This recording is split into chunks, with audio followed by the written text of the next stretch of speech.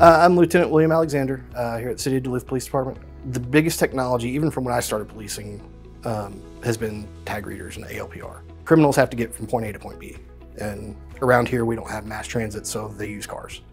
So having the ability to know which cars are coming and going from your city gives you, A, somewhere to start an investigation, but you know that's how they're getting from point A to point B. And so if a stolen vehicle or a wanted vehicle or a wanted person comes into the city, that hit pops up, they see it, they can broadcast it out to officers. There's that live function to it, but then there's the historical footage and going back and helping a detective with a case or one of the traffic officers following up on a hit and run trying to find a vehicle that was involved in a crime. You can track the vehicles to a specific time in front of the ALPR, and then you can identify the vehicle. Whereas before, a vehicle that ran, it was just a white four-door sedan, where now we can say, well, that white four-door sedan went through this intersection at this time, look at the ALPR, and then the ALPR will say, here's the tag and all the information for that vehicle, so the officers can begin their investigation at that point. We caught a suspect in a stolen vehicle that came into the city. They were following it, they got the tag read, and then we're following it with the cameras, and we're able to return it to the owner without any damage and things like that.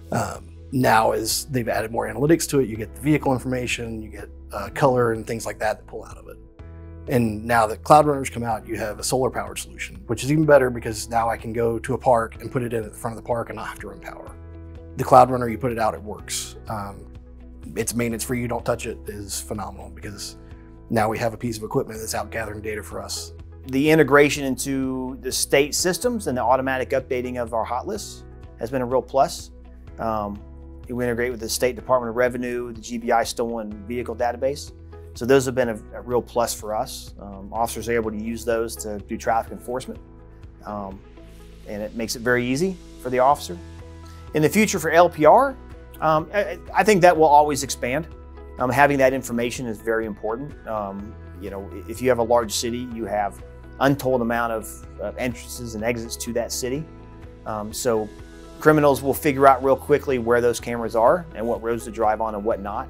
So you've got to really be working to stay ahead of that to where you can cover those entrances and exits and still provide for the privacy of the citizens that live there. Our relationship with Genetec's been great. We have found, and our staff has found, and our operators have found that the Genetec solution is very user-friendly. It's user-intuitive. It's not hard to learn. It truly gets you everything in one space.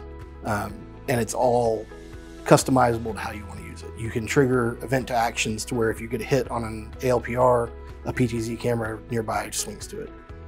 There's not another solution out there that I know of that has been able to do that.